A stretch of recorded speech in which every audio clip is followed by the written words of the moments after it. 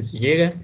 En este caso hablaré sobre la dominación masculina y violencia simbólica. Primero que nada, tenemos que entender que la violencia simbólica alude a todas las acciones fundadas en la arbitrariedad del poder, de imposición y de los contenidos impuestos, por lo que el poder como los contenidos son un efecto de una relación asimétrica de fuerza disimulada en una relación de comunicación. Esto de acuerdo con el autor que se nos fue dado en la lectura. Es importante tener en cuenta que la violencia simbólica toma mucho en cuenta la arbitrariedad, debido a que este punto de la arbitrariedad es dependiendo del círculo social que estemos hablando.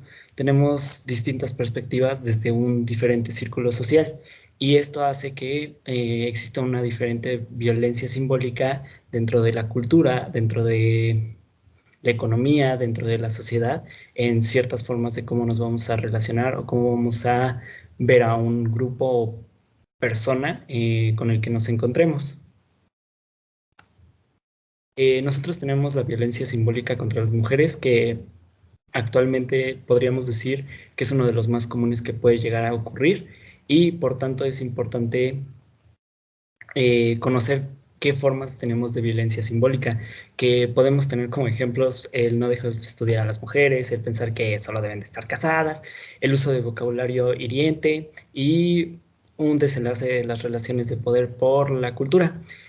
Nosotros tenemos que enfocarnos en cuáles son nuestras ideas hacia las mujeres. Si es que nosotros pensamos que son como grupo menor, solo por el simple hecho de ser mujer, es que nosotros estamos teniendo una violencia simbólica, ya que no tratamos de forma física o en cierto punto verbal, pero en nuestro pensamiento o en nuestro estrato social llegamos a decir que que por ser un grupo vulnerable, que las mujeres, eh, merecen cierto tipo de trato que las denigra y las priva de cierto derecho.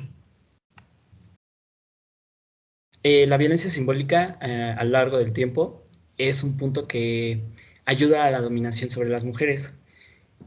Este es un método de uso para evitar la evolución de las mujeres, en el cual se denigra a las mujeres sin ser esto notable ante las personas de forma clara y correcta. ¿A qué nos referimos con esto? Eh, Nosotros a través de la violencia simbólica dominamos a las mujeres, haciéndolas sentir menores que nosotros o que cierto grupo social. Esto, aunque llega a pasar con las mujeres, también puede pasar con otros grupos sociales, como personas que tienen ciertas enfermedades o algunos grupos vulnerables, los denigramos y por tanto sentimos un punto de poder sobre estos y ahí es que vemos la dominación. Es importante evitar estos tratos o mantener como ciertas relaciones de poder equitativa en el que no se piense en las personas como diferentes, sino mantener una equidad que, aunque es algo difícil, es lo que se debe trabajar actualmente. Ahora venimos con las opiniones de dos personas.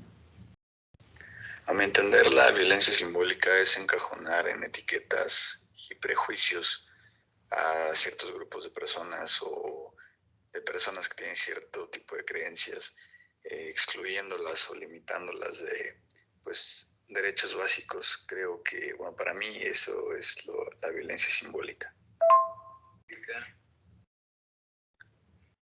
Yo creo que la violencia simbólica es la manera en que la sociedad ha reprimido a distintos grupos sociales para desempeñarse en sus distintas actividades para el éxito en distintos ámbitos laborales. Bueno, como conclusión, tenemos que decir que los pensamientos de distintas personas, como lo ponen en el video de qué es la violencia simbólica, todos lo encajonan a cierto punto. Puede ser en el ámbito laboral, puede ser en el ámbito social o puede ser en el ámbito cultural. Lo que sí tenemos que darnos en cuenta es que la cultura es lo que hace que llegue, que exista la violencia simbólica, porque nuestra cultura da y hace que nos refiramos a ciertos grupos vulnerables o a ciertas personas de una forma. Eh, un ejemplo, en México tenemos mucho en cuenta que si eres una persona que tiene tatuajes, puedes haber ido a la cárcel o has hecho cosas malas, entonces Aunque se ha ido cambiando ese tipo de pensamiento, sigue siendo un punto de violencia simbólica hacia ese grupo vulnerable, que aunque no es vulnerable como tal, al momento de ser impactados por la violencia, ya podemos tomarlos en cuenta como tal.